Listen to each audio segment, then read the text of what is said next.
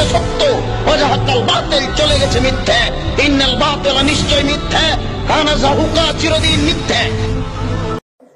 আর এই যে Facebook YouTubing এর যে যুগ আসছে, এতে করে দেখবেন যে একদিনের মধ্যে 24 ঘন্টা যদি দিন হয়, তার মধ্যে মিনিমাম 5 থেকে 6 ঘন্টা অনলাইন খেয়ে ফেলছে।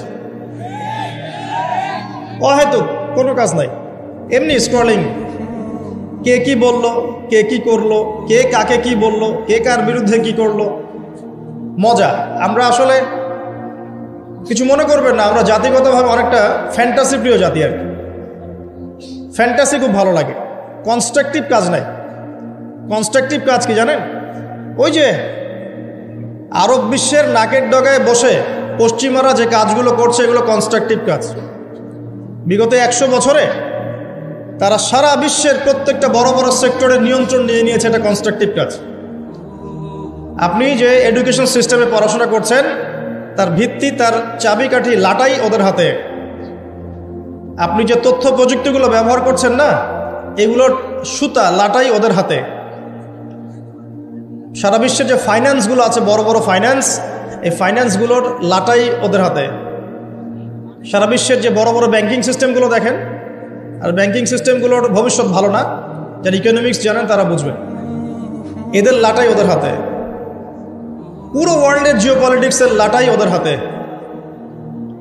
এই কাজগুলো ওরা কনস্ট্রাকটিভলি করেছে, সময় নষ্ট করে নাই বিগত 100 বছরে। আপনাকে আমি ইতিহাস পড়তে বারবারই বলি, আরও একবার রিকোয়েস্ট করছি, বেশি না, 1914 সাল থেকে শুরু করে, প্রথম বিশ্বযুদ্ধ থেকে শুরু করে এই 2022 সাল পর্যন্ত ওয়ার্ল্ডের হিস্ট্রিটা একটু পড়ে দেখবেন, কিভাবে বিশ্ব আজকে এই অবস্থায় এসেছে। দেখবেন আমরা জিতিনি, বরং আমরা হেরে গেছি। আমরা এমন জাতি ছিলাম না। আমরা কেমন জাতি ছিলাম একটু দেখাচ্ছি।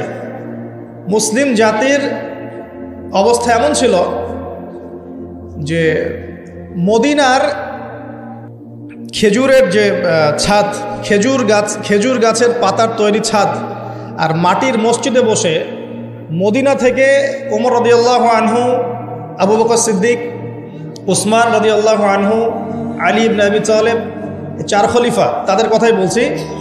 ওই খেজুর গাছের মসজিদের মধ্যে বসে তারা অর্ধেক বিশ্ব শাসন করেছে। আমাদের অবস্থা এমন ছিল। আমাদের অবস্থা কেমন ছিল? এমন ছিল।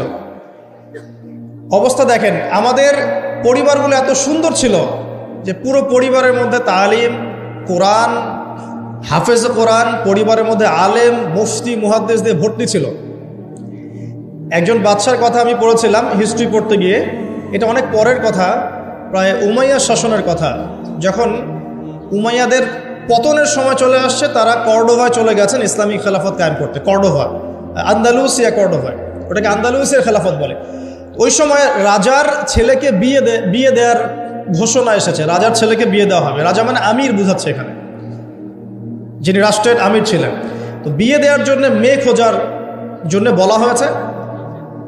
তো এখন প্রথম দিন ঘোষণা করা হয়েছে যে আপনাদের যার যার বাসায় মেয়েরা হাফেজে কোরআন, রাতের বেলা সেই বাসায় আলো জ্বালিয়ে দিবেন, যাতে পাহাড়ের উপর থেকে রাজা দেখতে পারেন যে কোন কোন বাসায় হাফেজা আছেন।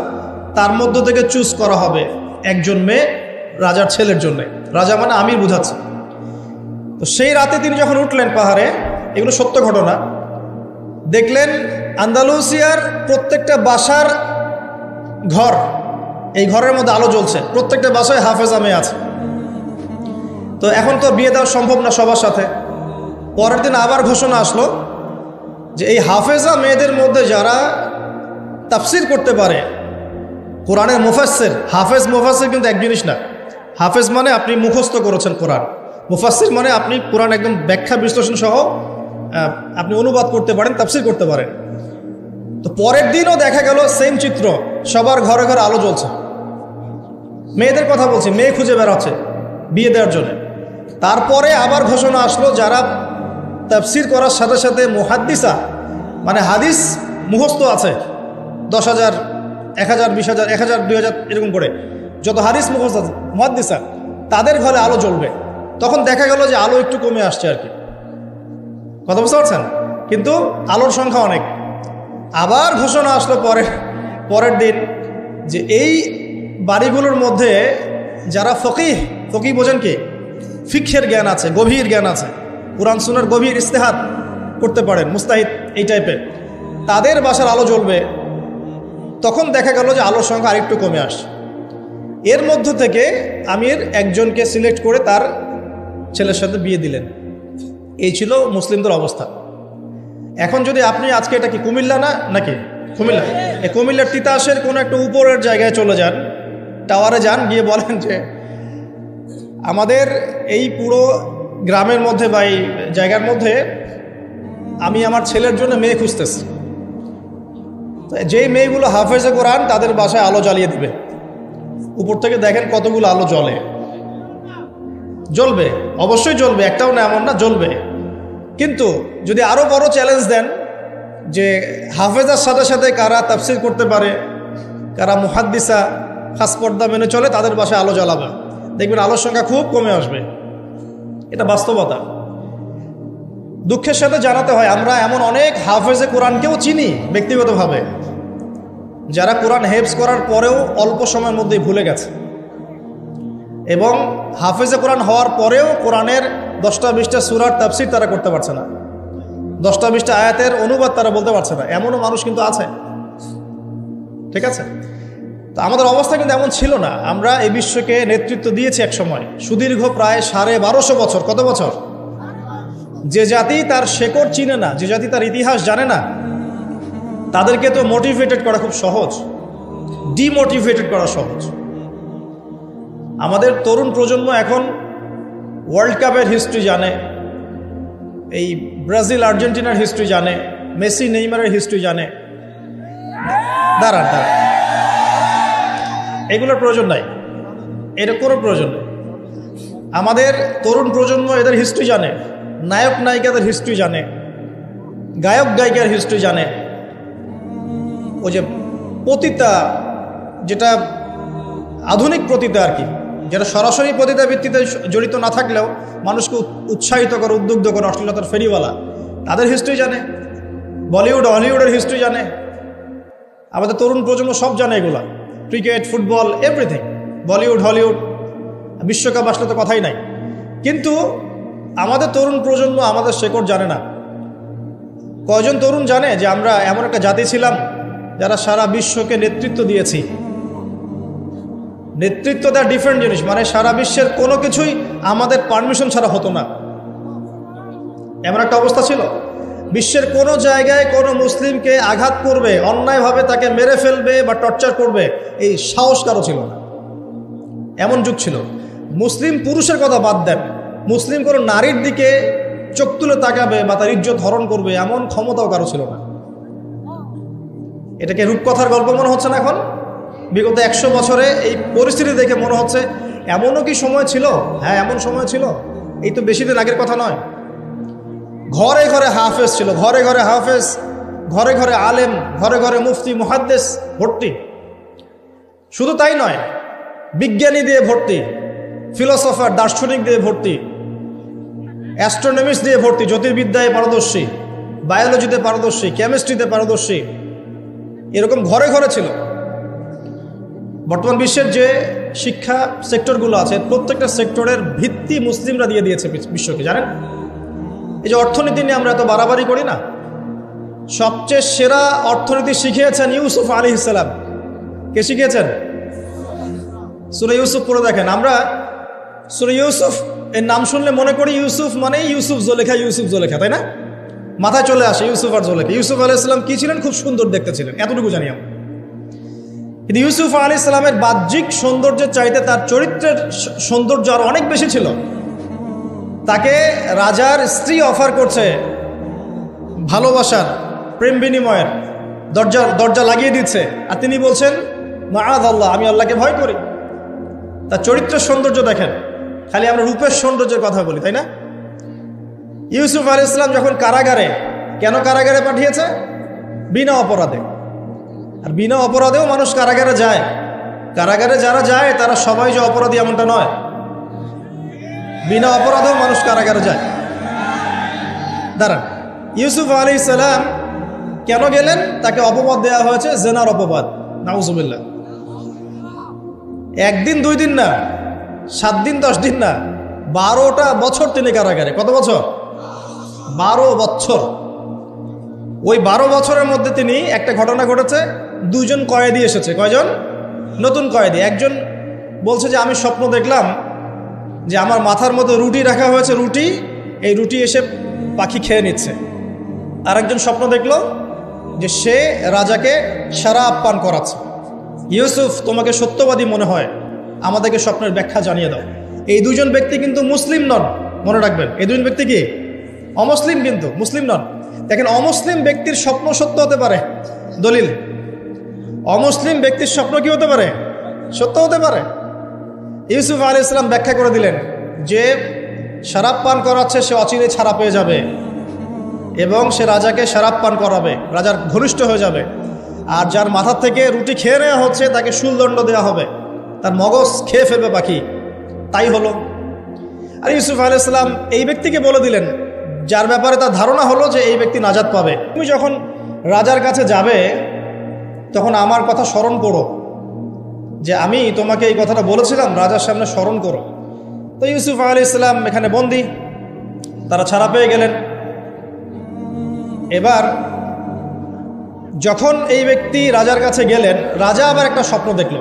কে স্বপ্ন দেখলো? সূরা ইউসুফের মধ্যে বলা আছে, পড়ে দেখবেন।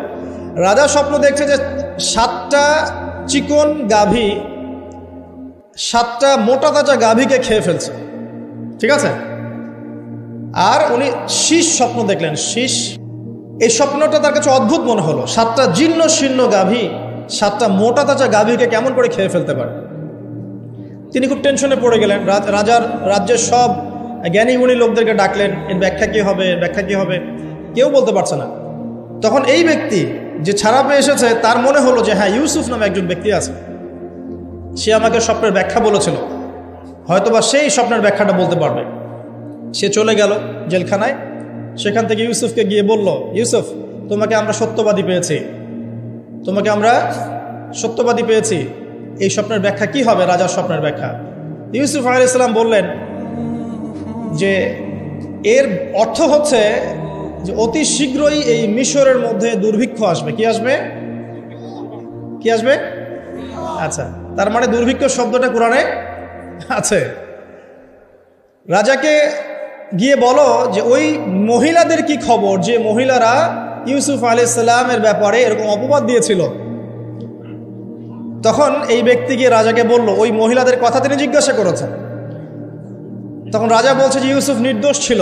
সেই মহিলারা স্বীকার করলো যে ইউসুফ নির্দোষ ছিল, আসলে আমরাই তাকে ওয়াসওয়াসা দিয়েছি, আমাদেরকে প্রলুব্ধ করেছি। রাজা বলেন তাকে বের করে নিয়ে আসো। ইউসুফ আলাইহিস সালামকে বের করে আনা হলো। আনার পর তাকে বলা হচ্ছে এই স্বপ্নের ব্যাখ্যা কি হবে এবং এর সমাধান কি। ইউসুফ আলাইহিস সালাম বলছেন যে ব্যাখ্যা হচ্ছে এই যে আপনার এই রাজ্যে দুর্ভিক্ষ আসবে, তবে আপনি যদি আমাকে খাদ্য মন্ত্রণালয়ের দায়িত্ব দেন, তাহলে এই সমস্যা আমি মোকাবেলা করতে পারব ইনশাআল্লাহ। আমি বিশ্বস্ত এবং আমার এই বিষয়ে জ্ঞান আছে। কে বলেন এটা? ইউসুফ আলাইহিস সালাম। এবার জেলখানা থেকে আল্লাহ পাকের তাকদীর দেখেন। জেলখানা, কুয়ার মধ্যে ছিলেন, কুয়া, বাবার খুব কাছের সন্তান, তাই না? ইয়াকুব আলাইহিস সালাম খুব কাছের সন্তান। সেখান থেকে ভাইদের ষড়যন্ত্রে কুয়ার মধ্যে, মনে আছে? কুয়া থেকে মিশরের বাজারে ওখানে বিক্রি করে দেওয়া হলো, ওখান থেকে রাজপ্রাসাদে, ঠিক আছে, রাজপ্রাসাদে বড় হচ্ছেন। এরপর এই যে মেয়েদের ঘটনা, তারপর জেনার মিথ্যা অপবাদ, 12 বছর কারাগারে। তারপর সেখান থেকে আল্লাহ রাব্বুল আলামিন বের করে নিয়ে আসলেন কোথায়? মিশরের খাদ্যমন্ত্রী। তাকদীর, ভাগ্য। কিভাবে বুঝাবো আল্লাহ পাকের পরিকল্পনা কত বিশাল। যখন ইউসুফ আলাইহিস সালাম জেলখানায়, তখন কি কেউ ভেবেছিল যে এই ব্যক্তির দ্বারা মিশরের লক্ষ লক্ষ মানুষের দুর্ভিক্ষের কবল থেকে সে বাঁচবে? এই ব্যক্তির দ্বারাই? কেউ ভাবে নাই। আল্লাহ পাক লিখে রেখেছিলেন। এ কারণেই একটা রিকোয়েস্ট করবো এখানে, যে জীবনে চড়াই উতরে আসবে আপনার আমার সবারই। কোনো অবস্থায় আল্লাহর প্রতি ভরসা হারাবেন না। ইনশাআল্লাহ আল্লাহ রাব্বুল আলামিন আপনার ব্যাপারে পরিকল্পনা করে রেখেছেন। আপনার মনের মধ্যে যদি সততা থাকে, অনেস্ট একটা মন থাকে, ইনশাআল্লাহ আপনি দুনিয়াতেও সফল হবেন, পরকালে সফল হবেন ইনশাআল্লাহ। আপনি যদি সৎ হন, মনের থেকে যদি আপনি সৎ হন, আল্লাহর কাছে আপনি সৎ হন, সারা দুনিয়া মিলে আপনার কোনো ক্ষতি করতে পারবে না ইনশাআল্লাহ। আর আপনি যদি অসৎ হন, মনের মধ্যে অসততা থাকে, দুনিয়ার মানুষ বাহবা দিলেও একদিন ধরা খাবেন ইনশাআল্লাহ। এটা বাস্তব, এর বাইরে যাবে না ইনশাআল্লাহ। দেখেন, ইউসুফ আলাইহিস সালাম দায়িত্ব চাচ্ছেন, আমাকে দায়িত্ব দেন, আমি এই বিষয়টা ভালো বুঝি। আল্লাহ পাক তাকে এই যে খাদ্য মন্ত্রণালয় নিয়ে আসলেন। ইউসুফ আলাইহিস সালামের হাতে পরবর্তীতে দুর্ভিক্ষের কবল থেকে পুরো মিশরবাসী বেঁচে গেল এবং লক্ষ লক্ষ মানুষের জীবন বেঁচে গেল, আলহামদুলিল্লাহ। তাহলে অর্থনীতির মূল মন্ত্র শিক্ষা পেলাম না? কোরআনে আছে না? এখনো সামনে আমরা এই শব্দগুলো শুনতে পারছি না? সমাধান পেতে হলে কোরআনে আসতে হবে। যদি সমাধান পেতে চান, কোরআনে আসতে হবে। যদি না আসেন, এটা আপনার ইখতিয়ার, পরবর্তীতে ফলাফল আমাদেরকে ভোগ করতে হবে। আল্লাহ পাক আমাদের সবাইকে কোরআন এবং সুন্নাহ মাফিক জীবন গড়ার তৌফিক দান করুন। একটা খালি পয়েন্ট বললাম, দেখেন, ইকোনমিক্সের দুরবস্থা দূর করারও ফর্মুলা কোরআনে পাওয়া গেছে। আগেকার মুসলিমদের অবস্থা বলছি, জ্যোতির্বিজ্ঞান নিয়ে অনেক কথা হয় না, এই গ্রহে নাসাই পাঠাচ্ছে, সেই পাঠাচ্ছে। ভালো করে পড়ে দেখবেন, জ্যোতির্বিজ্ঞানের মূল নীতিগুলো, সূত্রগুলো দিয়েছে মুসলিমরা। মেডিকেল সায়েন্স নিয়ে অনেক কথা হয়, মেডিকেল সায়েন্স এগিয়ে যাচ্ছে, মেডিকেল সায়েন্সের মূল নীতিগুলো দিয়েছে মুসলিমরা। এই যে কেমিস্ট্রি তোমরা পড়ো, পর্যায় সারণী, মূলনীতি দিয়েছে মুসলিমরা। এই যে আমরা যে ল্যাপটপ চালাই, ইন্টারনেট চালাই, হ্যাঁ, ডিজিটাল যত কিছু চালাই, এর জন্য প্রয়োজন হচ্ছে অ্যালগোরিদম। কিসের অ্যালগোরিদম? এই অ্যালগোরিদম আবিষ্কার করেছে মুসলিমরা। এই অ্যালগোরিদম যদি মুসলিমরা আবিষ্কার না করতো, আপনি ল্যাপটপ চালাতে পারতেন না, কিছুই করতে পারতেন না। এর বেস দিয়েছে কে? মুসলিমরা। এই যে ম্যাথামেটিক্স নিয়ে এত ফকর করি, ম্যাথামেটিক্স, এর বেসও মুসলিমদের থেকে এসেছে। আপনারা কি জাবর ইবনে হাইয়ানের নাম শুনেছেন? আচ্ছা, বাদ দেন তার কথা। আপনারা কি ইমাম রাজির নাম শুনেছেন? আচ্ছা, ফিলোসফি, দর্শন, এর মূলনীতি দিয়েছেন তিনি। অনেক, ইবনে সিনার নাম শুনেছেন? চিকিৎসা বিজ্ঞান, পুরো ভিত্তি দিয়েছেন তিনি। আর এই যে পলিটিক্যাল সিস্টেম, যেটা আমরা ওয়ার্ল্ড পলিটিক্স যেটা আমরা বলি, এর ভিত্তি দিয়েছেন কে জানেন? উমর ইবনুল খাত্তাব রাদিয়াল্লাহু আনহু। কে দিয়েছেন? এই যে প্রশাসনিক ডিপার্টমেন্ট, সদর দপ্তর, এই মন্ত্রণালয়, সেই মন্ত্রণালয়, এটা স্টার্ট করেছিলেন কে জানেন? সর্বপ্রথম উমর রাদিয়াল্লাহু আনহু। আমরা অনেকে জানি না। আমি এটাই বলছিলাম আপনাদেরকে, যে জাতি তার শেকড় চিনে না, তাকে ডিমোটিভেটেড করা খুব সহজ। আমরা যদি হিস্ট্রি পড়া শুরু করি, ইতিহাস পড়ি, কোরআন সুন্নাহর পাশাপাশি আমরা দেখব বিশ্বের প্রত্যেকটা বড় বড় সেক্টরের মূল নীতি স্থাপন করে গেছে কারা? মুসলিমরা। তাহলে এখন কেন আমরা এই জায়গায় আসলাম? কি কারণ? আমি একটু কারণটা বলি আপনাদেরকে। মন খারাপ করছেন কি? নিজেদের চেহারাটা আয়নায় দেখতে হয়। যদি আমরা আমাদের চেহারা আয়নায় দেখার সৎসাহস না থাকে, তাহলে উন্নতি করব কিভাবে? নাকি প্রশংসা থাকবে? আমরাও সেই জাতি, আমরা বীরের জাতি। সারা বিশ্বে বীরত্বের সাথে লড়াই করে ইসলাম প্রতিষ্ঠা করেছে কারা? আমরাই। এই যে ভারতবর্ষে ইসলাম পাচ্ছেন, ভারতবর্ষে ইসলাম ঢুকেছে একটা ঘটনাকে কেন্দ্র করে। কি ঘটনা? একজন মুসলিম নারীর ইজ্জতের উপর হামলা চালিয়েছিল একজন লম্পট রাজা।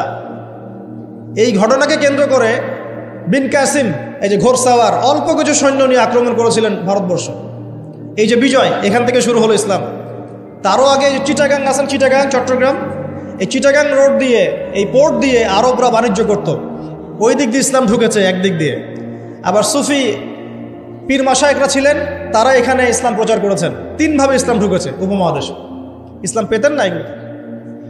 দেখুন কেন হলো এই অবস্থা। বিকজ ওই সময়ে একটা মুসলিম পরিবারের মধ্যে কোরআনের হাফেজ থাকতো। পাওয়া যায় এখন সব পরিবারে? রেয়ার। আমরা মনে করি যার ব্রেন সবচেয়ে খারাপ, ওকে হাফেজি মাদ্রাসা দেওয়া লাগবে, আর যার ব্রেন খুব ভালো, ওকে আমরা দিব ইঞ্জিনিয়ারিং, ডক্টর। আমরা শিক্ষাটাকে ভাগ করে ফেলেছি। একটা হচ্ছে দুনিয়ার শিক্ষা, একটা হলো আখিরাতের শিক্ষা, তাই না? অথচ শিক্ষা তাকেই বলে যা আমার দুনিয়াও দিবে, আখিরাতও দিবে, এর নাম শিক্ষা। আর এই শিক্ষা কোথায় আছে? কোরআন সুন্নাহয় নাই। আর কোরআন সুন্নাহ শেখার পরে যদি আমি ডক্টর হই, ইঞ্জিনিয়ার হই, কোনো সমস্যা আছে? কোনো সমস্যা নাই। আমরা এটাকে ভাগ করে ফেলেছি। আমরা অর্থনীতিও ভাগ করে ফেলেছি। মসজিদে আমি পাক্কা মুসল্লি, দেখবেন মসজিদে মাশাআল্লাহ পাক্কা মুসল্লি, নামাজে পড়তে পড়তে একদম সেজদার দাগ পড়ে গেছে। যেই ব্যবসা করতে গেল মাপে কম, যেই ব্যবসা করতে গেল দেখবেন যে মজুদদারি, যেই ব্যবসা করতে গেল ওই যে স্টক করতেছে অন্যায়ভাবে, কৃত্রিম সংকট তৈরি করতেছে, যেই চাকরি করতে গেল ঘুষ, যেই আপনার ডিল করতে যাচ্ছে ইকোনমিক সেক্টরে সুদ। তো অর্থনৈতিক জীবনটাকে আলাদা করে ফেললাম, ওইটা দুনিয়ার জীবন, এটা হচ্ছে আমার পরকালের জীবন, ভাবখানে এমন। আমাদের আকীদা চেঞ্জ করতে হবে তো। অর্থনৈতিক জীবন কি ইসলাম থেকে আলাদা নাকি? আপনি 5 ওয়াক্ত নামাজ পড়ছেন আলহামদুলিল্লাহ, এখন যদি সুদ খান তাহলে কি পার পাবেন? তাহলে অর্থনীতি ইসলামের সাথে সম্পৃক্ত না? সহজ কথাটা বোঝাতে পারি না। ইভেন আমরা যদি অন্যদের সাথে ডিল করতে চাই বিশ্বে, তখনও ইসলাম ফলো করতে হবে, আদাবের সমস্যা আছে। এমন তন্ত্র মন্ত্র মতবাদের চর্চাও করা যাবে না যে মতবাদগুলো কোরআন সুন্নাহর সরাসরি বিরোধী। করা যাবে? করা যাবে না। তো আমাদের জীবনটা পরিপূর্ণটাই ইসলাম, পূর্ণাঙ্গটাই ইসলাম, এখানে আংশিকতা সুযোগ নাই। আল্লাহ এই কথাটা বোঝার তৌফিক দান করুন। আজকের মাহফিলে একটা কথাও যদি নিয়ে যেতে পারেন, ইসলাম হচ্ছে একটা পরিপূর্ণ জীবন ব্যবস্থার নাম। এখানে আপনি সব পাবেন এবং সব পালন করতে আপনাকে বলাও হয়েছে। আল্লাহ পাক কোথায় বলেছেন? আমি দলিল দিচ্ছি। 1 নম্বর দলিল দিচ্ছি যে ইসলাম পরিপূর্ণ জীবন ব্যবস্থা। কোথায় আছে? সূরা মাইদা 3 নম্বর আয়াত। কত নম্বর? সূরা মাইদা 3 নম্বর। আল্লাহ পাক বলছেন, বিসমিল্লাহির রহমানির রহিম, আল্লাহ বলছেন, আল ইয়াউমা আকমালতু লাকুম দীনাকুম ওয়া আতমামতু আলাইকুম নি'মাতি ওয়া রাদিতু লাকুমুল ইসলাম দীনান। আল্লাহ বলছেন, কে বলছেন? আল্লাহ পাক বলছেন, আমি তোমাদের জন্য দ্বীন ইসলামকে পরিপূর্ণ করে দিলাম। কি করে দিলাম? পরিপূর্ণ মানে কি? যেখানে সবকিছু নাই, তাই না? পরিপূর্ণ মানে কি? যেখানে সবকিছু আছে। তার মানে জীবনের প্রতিটা বিষয়ের হেদায়েত কোথায় আছে? ইসলামে আছে। ওয়া আতমামতু আলাইকুম নি'মাতি, তোমাদের উপর আমার নিয়ামতকে পূর্ণতা দিলাম। ওয়া রাদিতু লাকুমুল ইসলাম দীনান, তোমাদের উপর দ্বীন ইসলামকে মনোনীত করে আমি আল্লাহ সন্তুষ্ট হয়ে গেলাম। সুবহানাল্লাহ। তো দ্বীন পরিপূর্ণ না? তার মানে ইসলাম পরিপূর্ণ কি না? এখন এই ইসলাম আল্লাহর কাছে একমাত্র দিন, অন্য করে দিন চলবে? এটা যে একমাত্র দিন, তার দলিল কোথায়? দলিল আছে সূরা আলী ইমরানের 19 নম্বর আয়াতে। কত নম্বর? আলী ইমরান 19 নম্বর। আল্লাহ পাক বলছেন, ইন্না দীনা ইনদাল্লাহিল ইসলাম, জেনে রাখো হে মানুষ, নিশ্চয়ই আল্লাহর কাছে একমাত্র গ্রহণযোগ্য দিন, তার নাম কি? ইসলাম। আল্লাহ পাক এই সূরার মধ্যে আবার বলছেন যে ইসলাম ছাড়া অন্য দিন পালন করলে কবুল হবে কিনা, আল্লাহই বলছেন। সেটা কোথায়? 85 নম্বর আয়াত। কত নম্বর আয়াত? 85। আল্লাহ পাক বলছেন যে ওয়া মান ইয়াবতাগি গায়রাল ইসলামি দীনান ফালা ইউকবাল মিন, যদি কেউ ইসলাম ছাড়া অন্য কোনো দিন তালাশ করে, কশ্চিনকালেও তার কাছ থেকে কবুল করা হবে না। তার 3টা দলিল পেলেন। 1, আল্লাহর কাছে মনোনীত দিন কি? ইসলাম। এই ইসলাম পরিপূর্ণ কিনা? অবশ্যই পরিপূর্ণ। দলিল সূরা মাইদার আয়াত নাম্বার 3। আর এই ইসলাম বাদ দিয়ে অন্য দিন চলবে কিনা? উত্তর না। দলিল সূরা আলী ইমরানের 85। এখন আপনার আমার দায়িত্ব কি? সেটা আল্লাহ বলছে সূরা বাকারায়। কোন সূরায়? সূরা বাকারায়। কোরআনের একটা আয়াত কিন্তু আরেকটা আয়াতের সাথে লিঙ্কড আপ হবে। এই মিলানোর যোগ্যতা আপনাকে তৈরি করতে হবে। মানে আমি বুঝাই একভাবে, এই যে আকাশের তারাগুলো দেখেন, আমরা সাধারণ চোখে যেটা দেখি সেটা হলো এটা তারাই, জাস্ট তারা, সুন্দর লাগে, তাই না? আসলে ব্যাপারটা এমন না। আসলে ব্যাপারটা হচ্ছে এই প্রত্যেকটা তারার সাথে অন্য তারার একটা জটিল এবং সূক্ষ্ম গাণিতিক একটা মিল আছে। যদি আপনি আমার সাথে কখনো তারা দেখতে আসতে পারেন, আমি দেখাবো ইনশাআল্লাহ। আকাশের তারা দেখা শিখতে হবে। দেখে মনে হয় যে খুব সুন্দর। আল্লাহ পাক সূরা মুলকের মধ্যে বলছেন, সূরা মুলক রাত্রেবেলা তেলাওয়াত করতে হয়, রাতে তারা ওঠে না, ওই রাতেই আল্লাহ বলছে সূরা মুলক তেলাওয়াত করতে। কি মিল আছে দেখছেন? রাতে আকাশে তারা উঠে, আর আল্লাহ পাক রাতের বেলায় সূরা মুলক তেলাওয়াত করতে বলছেন। আর সূরা মুলকের মধ্যে আল্লাহ বলছেন যে আকাশের দিকে তাকাও, তাকিয়ে দেখো আল্লাহর এই সৃষ্টির মধ্যে কোনো খুঁত পাও কিনা, তোমার দৃষ্টি বারবার ব্যর্থ হয়ে ফিরে আসবে, কোনো ত্রুটি পাবে না। সুবহানাল্লাহ। এই তারাগুলোর মধ্যে জটিল একটা সূক্ষ্ম গাণিতিক মিল আছে। এক মিলিমিটার বা 1 সেন্টিমিটার মিলিমিটার যদি একটা থেকে দূরে সরে যায় বা কাছে চলে আসে, মহাবিশ্ব ধ্বংস হয়ে যাবে। জানেন? বুঝাচ্ছি। এই যে পৃথিবী আর চাঁদের একটা দূরত্ব আছে না, এই দূরত্ব যদি একটু এগিয়ে আসে, চাঁদ যদি একটু কাছাকাছি চলে আসে বা পৃথিবী একটু কাছে চলে আসে, তাহলে এই পৃথিবীর বেশিরভাগ জায়গা সমুদ্রের পানি দিয়ে ডুবে যাবে। বুঝলেন না মনে হয়? আচ্ছা, বোঝার দরকার নাই, পরে বুঝেন, শুনে রাখেন। আছে আবার যদি চাঁদ একটু দূরে চলে যায়, তাহলে সমুদ্রের পানি অনেক শুকিয়ে যাবে, থাকবে না পানি। সূর্য যদি একটু কাছে চলে আসে, এক হাত যদি কাছে চলে আসে খালি, তাহলে পৃথিবীর অনেক বড় একটা অংশ মরুভূমি হয়ে যাবে। আর যদি সূর্য এক হাত দূরে চলে যায়, তাহলে পৃথিবীর অনেক বড় একটা অংশ বরফে ঢেকে যাবে। একদম সূক্ষ্ম মিল আছে, সূক্ষ্ম গাণিতিক তত্ত্ব আছে। এমনি এমনি এটা আল্লাহ পাক সৃষ্টি করেন নাই তো। তারার কথা বলছিলাম কেন, তারাগুলো একটা একটার সাথে মিলালে আপনি পথ খুঁজে পাবেন। ঠিক একইভাবে কোরআনের একটা আয়াত অন্য আয়াতের সাথে মিলাতে পারলে আপনি হেদায়েত খুঁজে পাবেন। আপনাকে মিলিয়ে দেখাচ্ছিলাম। আল্লাহ বলছেন সূরা আলে ইমরান 19 নম্বর আয়াত, দিন ইসলাম আল্লাহর কাছে একমাত্র দিন। এই ইসলাম পরিপূর্ণ কিনা আল্লাহ সূরা মাইদা 3-এ বলছেন হ্যাঁ পরিপূর্ণ। এই ইসলাম ছাড়া অন্য দিন চলবে কিনা আবার আলে ইমরানের 85-তে গিয়ে বলছেন চলবে না। এই ইসলাম কিনে আমাদের কি করতে হবে আল্লাহ এটা বলছেন সূরা বাকারায় গিয়ে। কি বলছেন? উদখুলু ফিস সিলমি কাফা, তোমরা পরিপূর্ণরূপে ইসলামে প্রবেশ করো। বুঝতে পারলেন? ইসলাম কেন্দ্রিক আমাদের দায়িত্ব কি? পরিপূর্ণরূপে ইসলামে প্রবেশ করে। এখন ভিত্তি কি? দুইটা। তারাক্তু ফিকুম আমরাইন, দুইটা বস্তু ছেড়ে গেলাম। নবীজি বলছেন লান তাদিল্লু মা তামাসসাকতুম বিহিমা, তোমরা কোনোদিন পথভ্রষ্ট হবে না যতদিন পর্যন্ত দুইটাকে রেখে আঁকড়ে ধরে থাকবে। এক নম্বর কিতাব আল্লাহ, আল্লাহর কিতাব কোরআন, ও দুই নম্বর সুন্নতে নবীহি, নবীর সুন্নাহ। কোরআন এবং সুন্নাহকে কেন্দ্র করে ইসলাম, এটাতে পরিপূর্ণরূপে প্রবেশ করতে বলা হচ্ছে। আর আপনার সাথে আমার কথা, পরিপূর্ণ প্রবেশ মানে কি বোঝায়? আমি ইবাদত বন্দেগীর জীবনে পাক্কা মুসল্লি হব, অর্থনৈতিক জীবনে গিয়ে সুদ খাবো, আমি কি পরিপূর্ণ মুসলিম কিনা? সহজ কথা বলেন, পরিপূর্ণ মুসলিম কি? এদিকে আপনি তাহাজ্জুদ পড়ছেন, মাশাআল্লাহ, 5 ওয়াক্ত নামাজ পড়ছেন, নফল নামাজ পড়ছেন, রোজা রাখছেন, দান সদকা করছেন, খুবই সুন্দর মাশাআল্লাহ। কিন্তু আপনি অন্যের সম্পদ অন্যায়ভাবে হরণ করছেন, মুসলিম হবে পরিপূর্ণ? একটা পরিবারের কর্তা মাশাআল্লাহ, দিনদার, চিল্লা দিয়ে লাগাচ্ছেন মাশাআল্লাহ, দিনের দায়ী, সব কিছু ঠিক আছে। এখন পরিবারের সেই লোকের স্ত্রী পর্দা করে না, ওই লোকের মেয়ে বেপর্দায় ঘোরাফেরা করে, ওই লোকের ছেলে মাদকাসক্ত, এই পরিবারটা কি পরিপূর্ণ ইসলামিক পরিবার কিনা?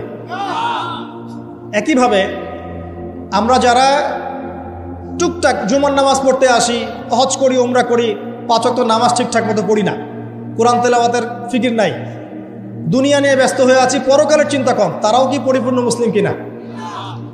তো পরিপূর্ণ মুসলিম বলতে কি বোঝায়, এটার জন্য আপনার কিন্তু পিএইচডি করার দরকার নাই।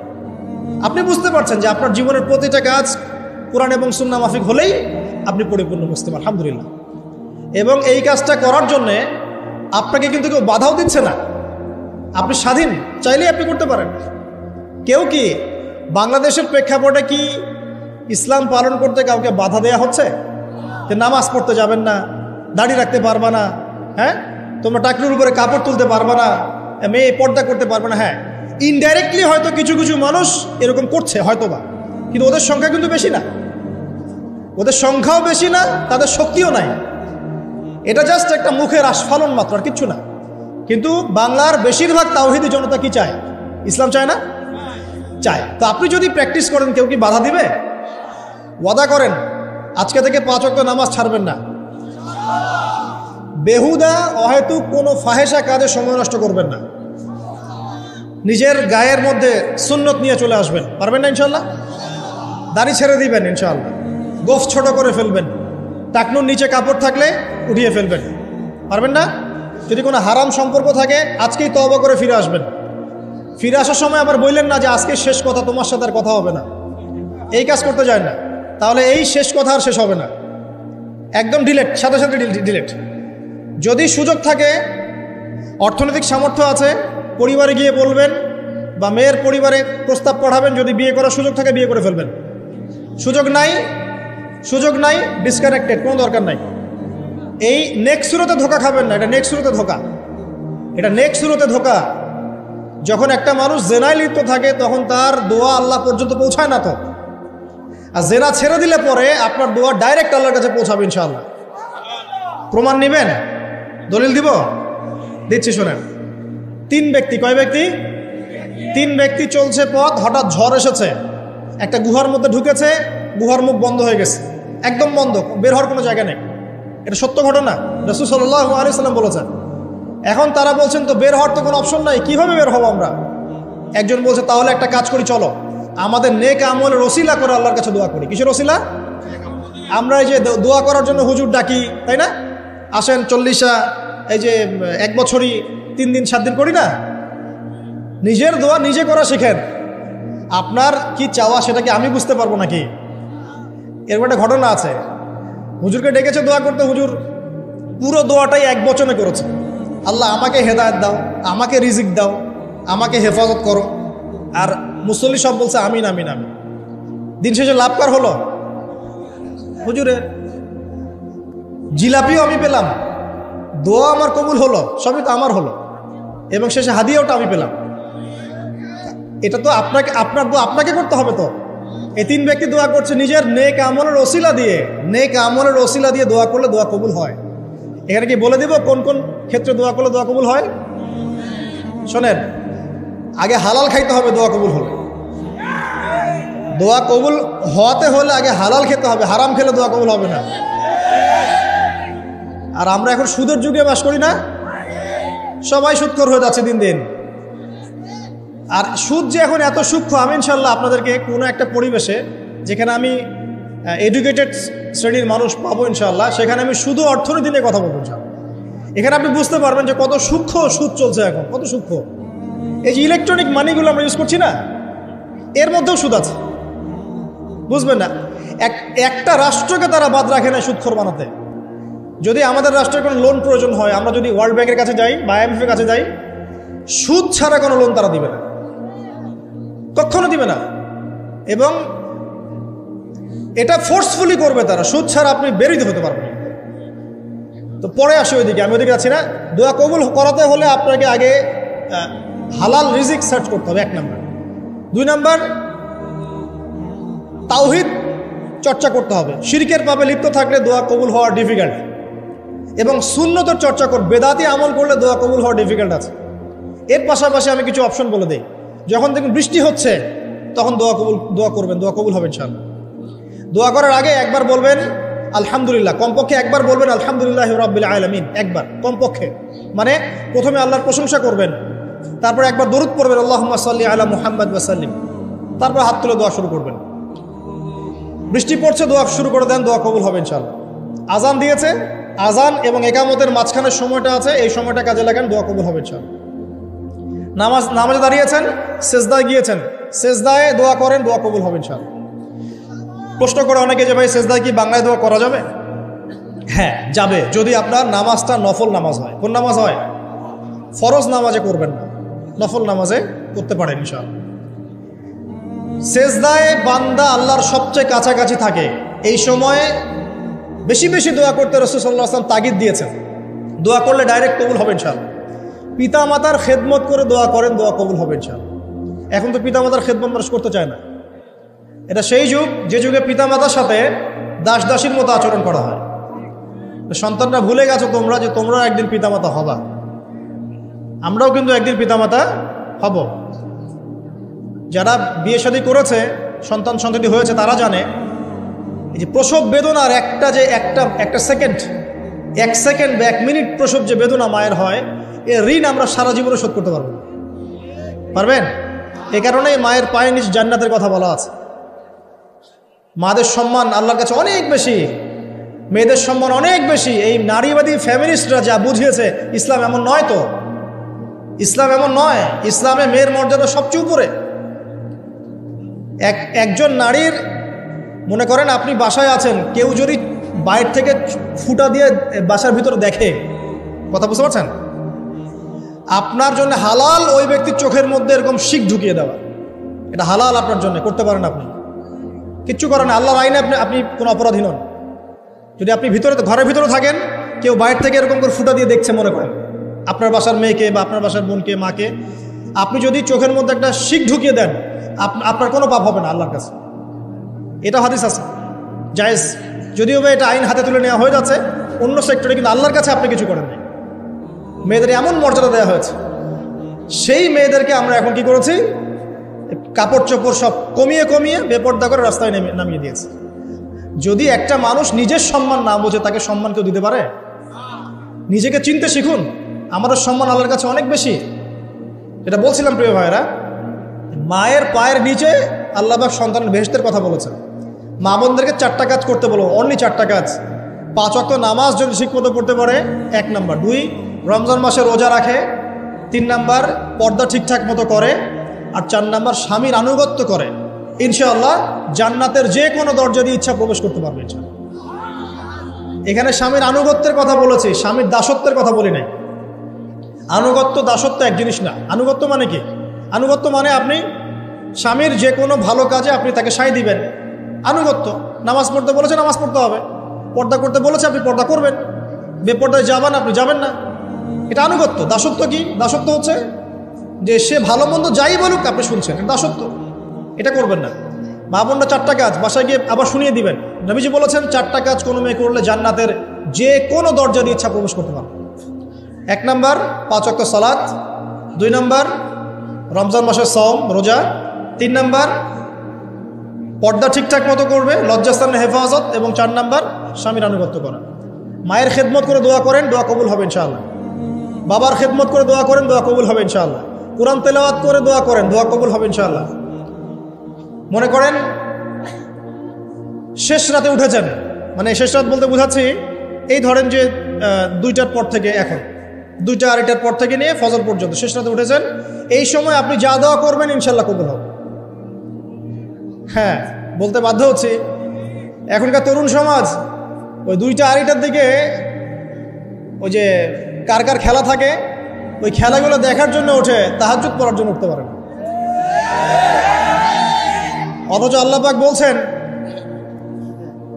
পাক বলছেন কি যে শেষ রাতে আল্লাহ পাক প্রথম আসমানে নেমে আসেন এবং আহ্বান করেন, কে আছো আমার কাছে কিছু চাইবে আমি দিব, কে আছো আমার কাছে রিজিক চাইবে দিব, কে আছো আমাকে ডাকবে আমি তোমার ডাকে সাড়া দিব, কে আছো আমার কাছে ক্ষমা চাইবে আমি তোকে ক্ষমা করে দিব।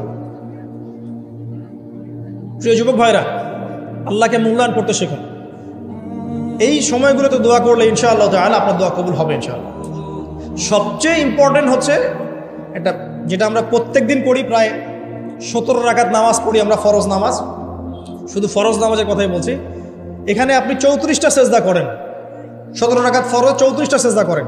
প্রত্যেক সেজদায় যদি একটা করে দোয়া করতে পারেন ইনশাআল্লাহ আল্লাহ আপনার দোয়া কবুল করবেন।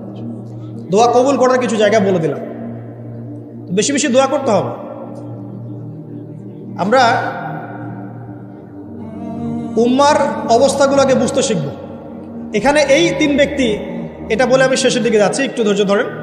এই 3 ব্যক্তি পড়ে গেছে গুহার মধ্যে। আমি বলছিলাম জেনা ছেড়ে দিলে তোমার দোয়া আল্লাহ পাক ডাইরেক্ট কবুল করবে ইনশাআল্লাহ। কিভাবে? এই দলিল দিচ্ছিলাম যে তারা বলছে আমাদের নেক আমল যা আছে এটা দিয়ে দোয়া করতে হবে, কোনো অপশন তো নাই বের হওয়ার।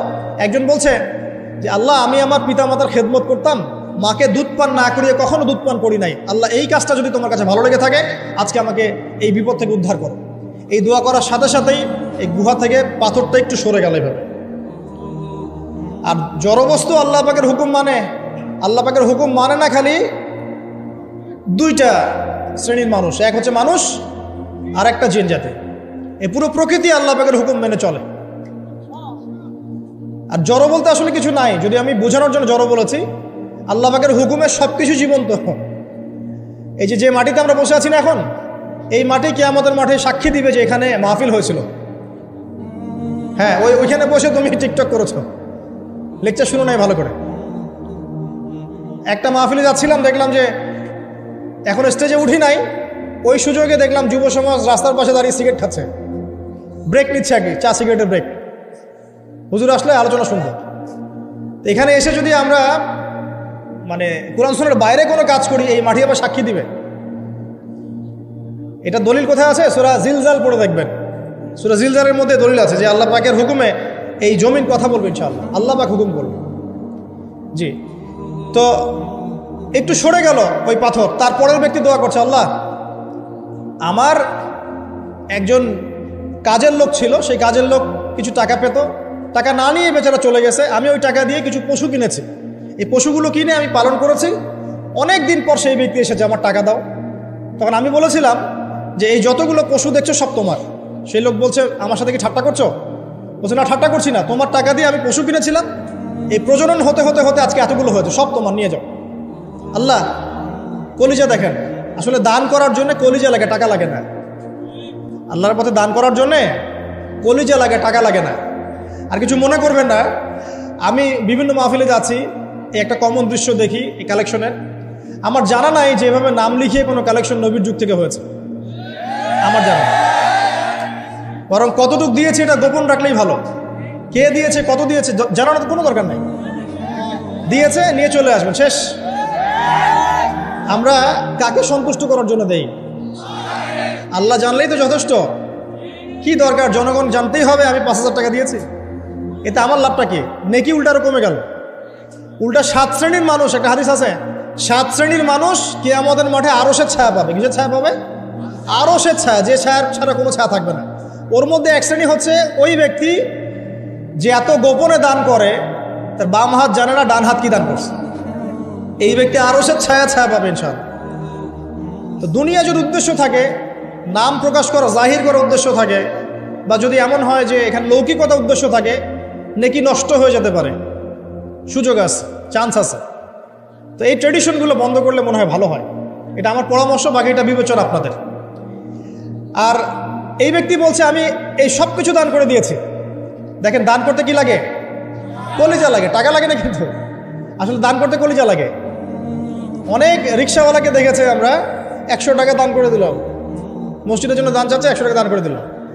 আর অনেক দেখবেন বিত্তশালী, ঢাকা শহরে যাচ্ছি বনানী গুলশান দিয়ে, দান করতে চাইলে 2 টাকা দিচ্ছে, 5 টাকা দিচ্ছে। এমন হয় না? দান করতে কলিজা লাগে।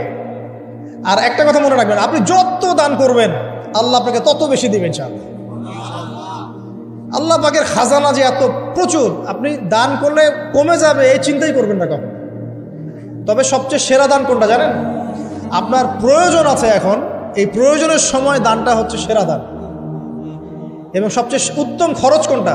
সবচেয়ে উত্তম খরচ হচ্ছে আপনার পরিবারের পিছনে খরচ। আপনার পরিবারের পিছনে খরচটা আপনার সবচেয়ে শ্রেষ্ঠ খরচ। আর দান করে মধ্যম পন্থায়, এমন হবে না যে নিঃস্ব হয়ে গেলেন দান করে একদম, আবার এমন না যে কৃপণতা প্রদর্শন হচ্ছে, এমনও না। মধ্যম পন্থায় দান খয়রাত করবে ইনশাআল্লাহ। আর কিয়ামতের মাঠে মানুষ তার দানের ছায়ায় থাকবে ইনশাআল্লাহ। যে যত দান করবে ওই ছায়ার নিচে সে থাকবে। এই ব্যক্তি সব দান করে দিয়েছিল, যাও সব গরু ছাগল তোমার। তৃতীয় ব্যক্তি, পাথর সরে গেল একটু, তৃতীয় ব্যক্তি, যুবক তোমাকে বলছি ভাই, তৃতীয় ব্যক্তি আল্লাহর কাছে বলছে, আল্লাহ আমার একজন সুন্দরী চাচাতো বোন ছিল, আছে না তোমাদের কাজিন, এবং তাকে আমি খুব ভালোবাসতাম। ওই যে এখন বয়ফ্রেন্ড গার্লফ্রেন্ড ফ্রি মিক্সিং, যেটা খুব ভালোবাসতাম। তো তাকে আমি পেতে চাইতাম। তো আমি তাকে অফার করি, সে বলে যে না, আমাকে 100 স্বর্ণ মুদ্রা না দিলে আমি রাজি না। 100 স্বর্ণ মুদ্রা। এই মেয়ের অবশ্য অনেক ডিমান্ড ছিল, তাহলে বোঝা গেল 100 স্বর্ণ মুদ্রা মানে অনেক। জানেন, এখন তো দেখা যায় 1500 টাকা 2000 টাকা দিয়ে মেয়ে তার ইজ্জত বিক্রি করে ফেলছে। 100 স্বর্ণ মুদ্রা, আর কাউকে কিছু দেওয়াই লাগে না, এমনি বিক্রি করে ফেলে। কত প্রশ্ন, কত যে প্রশ্ন আসে আমাদের কাছে, যে ভাই হুজুর বা ভাইয়া ওস্তাদ, কত জীবনে এক পর্যায়ে ভুল করেছি, এরকম জেনায় লিপ্ত হয়ে গিয়েছিলাম, প্রেম করেছি ইত্যাদি, আমি কি করবো, আমার কি ভালো হওয়ার রাস্তা আছে কিনা, বা আমি তওবা করে ফিরে আসছি, আমি কি এখন বিয়ে করতে পারবো কিনা। প্রশ্নের শেষ নাই। বেশিরভাগ প্রশ্ন এরকমই আসে এখন। আরেকটা বেশি প্রশ্ন আসে, ভাই ওস্তাদ হুজুর আমার স্বামী পরকীয়া আসক্ত, আমাকে দেখে না, এই হয় সেই, এইগুলো প্রশ্ন বেশি। পারিবারিক জেনা কেন্দ্রিক যত প্রশ্ন আসে, অন্য কোনো কেন্দ্রিক প্রশ্ন এত আসে না। মানে এই যুগটা কি হয়েছে, মানে মানুষকে জেনা উন্মুক্ত করে দিয়েছে একেবারে। একদম স্কুল লাইফ থেকে শুরু হবে বয়ফ্রেন্ড গার্লফ্রেন্ড ফ্রি মিক্সিং, এই বন্ধু পড়তে পড়তেই জেনা হয়ে যায়। কলেজ লাইফে গিয়ে আরও বড় জেনা। ইউনিভার্সিটিতে গেলে তো আর কোনো পাত্তাই নেই। ইউনিভার্সিটির খুব কম ছেলে পাবেন সিগারেট খায় না, এবং খুব কম ছেলে মেয়ে পাবেন যারা এই অবৈধ প্রেম করছে না, খুব কম। এটাকে আমরা প্রমোট করছি আমরা।